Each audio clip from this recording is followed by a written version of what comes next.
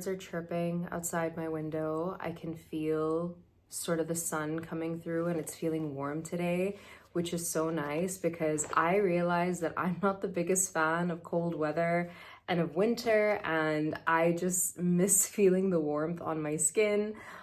Even though the heat here gets very, very hot, I still really prefer sort of the warmer temperatures to the colder ones. So my reading ritual starts first thing in the morning.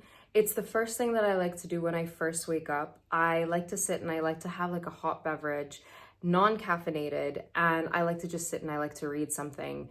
This is a habit I started doing so that I could stop looking at my phone first thing in the morning, because I realize like sometimes I can spiral and just, I don't know, something about looking at my phone first thing in the morning just makes me a little anxious, so I don't want to keep doing that. I only look at like really important messages that I have to read first thing in the morning, and then the next thing that I do is I will take a step outside, I will sit and I'll have my warm beverage and I will read. I like to read articles and short stories, something really small and bite-sized for me to get through.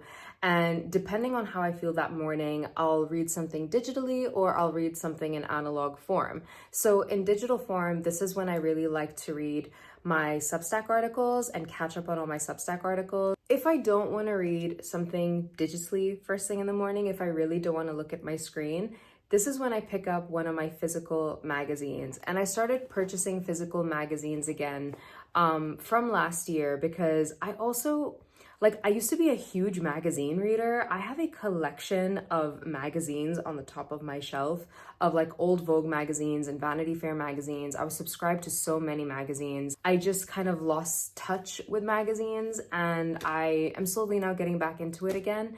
And it's a really nice medium to read because I feel like magazines and articles and short stories and poetry first thing in the morning is something that is a little bit more palatable than trying to dive right into a novel. I recently subscribed to the Paris Reviews. It covers short stories and prose and art and poetry, and these are all things that I absolutely love. Earlier in the week, I read a short story about a junior realtor, which was very interesting and very introspective, and I didn't think I was going to enjoy that short story, but I wound up liking it in the end, and I was like, oh, this was really engaging. With physical media like this and with subscription magazines like this, I'm trying to really savor them for as long as I can. So like, for example, I read the short story and I put this away and I'm rotating between some other articles, and then I'll go back to reading this. And I just really like having this as part of like my morning reading rotation. The next magazine that I'm currently reading is this one. It's from National Geographic. I saw it when I was grocery shopping a couple of days ago. It's Secrets of the Supernatural. I love learning about occult stuff and spooky things. I love learning so much about it. So when I have my little morning reading session and I have my tea, I like to give myself a little 30-minute walk or do a quick walk in the morning just to kind of get my body moving, and then I enjoy my breakfast, and then I get ready and I kind of start my day. And when I have breakfast, specifically when I'm eating breakfast and I'm sitting down for my breakfast, I like to play games, and I have been enjoying Myrtle so much. It's a logic game. It goes from beginner level to like difficult, and it's basically like different logic puzzles. I'm currently on puzzle number 31. I have graduated to sort of like the medium level of this, but I'll do 1 to 2 cases in the morning as well. And this is also just such a fun thing to do to start off my morning with. So I brought this to a family gathering a couple of weeks ago as well, and my cousins and I were all like hopping on and playing. And what I like to do with these Myrtle puzzles is I like to leave little notes about like how well I did when I do them. So I needed a hint for this one. Even though I solved it, I still needed the hint to solve it. Yeah, so that's basically what my reading rotation looks like really early in the morning. It mostly consists of quick reads, magazines and articles, something that isn't gonna fully draw me in and take away like all my attention, because it's also like a time restraint. It's not a lot of reading that happens first thing in the morning, but it's like a great way for me to start my day, and for me to start my day with like a little bit of detachment from like my screen, even though I do partially read on a screen. Sacred snakes and prophetic vision. Let's begin with the serpent. It seems that in some lands, all existence began with a serpent. Despite the insistent, perhaps hopeful assumption that the serpent must have been regarded as a phallic symbol, it appears to have been primarily revered as a female in the Near and Middle East. and generally linked to wisdom and prophetic counsel, rather than fertility and growth, as is so often suggested.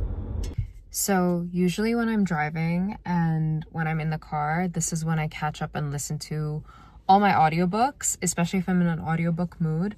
I'm currently listening to When God Was a Woman, which is a very, very fascinating and interesting book that talks about like matriarchal and matrilineal societies that existed before kind of patriarchy took over, and how women's rights were slowly being stripped away throughout history, depending on like the social impact, religious impact, cultural impact that was going on.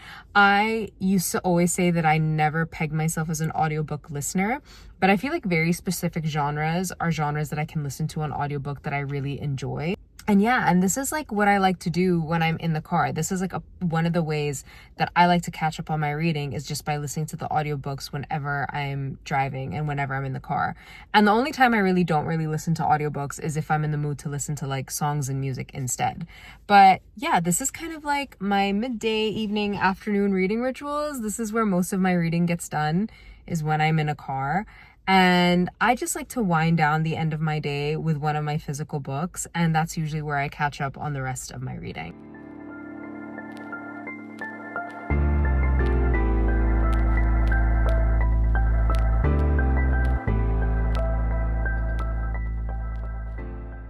Sorry for the lighting. It is the middle of the evening. But I wanted to share sort of the last part of my reading ritual and how I kind of like to conclude my day. And I do that by reading all my physical books. I read in piles. I don't really know how to explain how I like to read as a mood reader, because I'm kind of in the mood to read certain books. So I put those books in a pile, and then this is just kind of how I unwind. I just got home from work. I just finished eating dinner, and I just want to spend my evening catching up on some of my reads. So I'm doing a buddy read where I'm reading Remarkably Bright Creatures, and I have one more chapter or two more chapters till I get to the stopping point that my buddy and I are stopping at. I don't know why this book is a little bit slow for me to read, but I'm enjoying it, but it's just a slow read for me. But yeah, so I'm gonna make sure that I do my catch up. And then I'm in a bit of a poetry mood and in a bit of a romance mood. So I'm going to be rotating between these two books, Glass, Irony, and God by Anne Carson, because I just can't get over Eros the Bittersweet and how much I loved it. So I want to read more Anne Carson. And my other option of what I'm going to read is Devil in Disguise by Lisa Kleypas. And I find Lisa Kleypas's works to be really easy to consume, but they're really fun. I think like her books are a bit of a hit and miss to me. I haven't enjoyed all the works that I've read by her, but I'm in the mood to read romance, and I want to read a Regency romance, and this is what I have on my shelf. So Devil in Disguise it is. And that's basically my reading ritual. So this is how my reading ritual goes every single day, and this is how I get through my day and how I get through all my reading. I rotate between different mediums of books and how I consume them, and I managed to get through a lot of books that way. And how I'm able to get through multiple books and kind of read through multiple books is I read till I get to a good stopping point where I know I'm going to remember this. Like usually it's something climactic, or I'll read maybe about like 5 chapters in like a physical book or something. But I also like to read variety. I think variety also helps. I think if I read the same kind of genre of books, I think this would be way harder. But in my reading rotation piles, it's always a variety. So I've got like a fiction, a Regency romance, and a poetry book. They're all so different. They're all written so differently. I'm definitely going to remember what I'm reading as I go through and consume these works. But yeah, I hope you really enjoyed what my reading ritual looks like for this video. If you would like to keep following and supporting this channel and seeing more book stuff from me, don't forget to like and subscribe. Also, share some comments below on maybe what other videos you might like to see from me. I do post a lot of the short form stuff and shorts on here, but I'm still working out the kinks and the timings on how to film more long form content. I kind of feel like I want this to be a space where I do talk about books, but I'm thinking of maybe diving into visual essays as well, because I love to write and I have a million things going on in my head. So I feel like that would be a good avenue to explore that. I also want to talk about other media that I consume, whether it's in music or art or anything else. I just feel like this is something I also want to highlight on. But I would also love to hear some of your thoughts. I hit 200 subscribers on this channel, like I said, which is kind of crazy to me that there's already 200 of you in here. But thank you so much for following and for joining and being part of my little content journey, especially here on YouTube. I'm going to say my goodnight here. I'm going to dive into my books, and I hope you all have a wonderful day.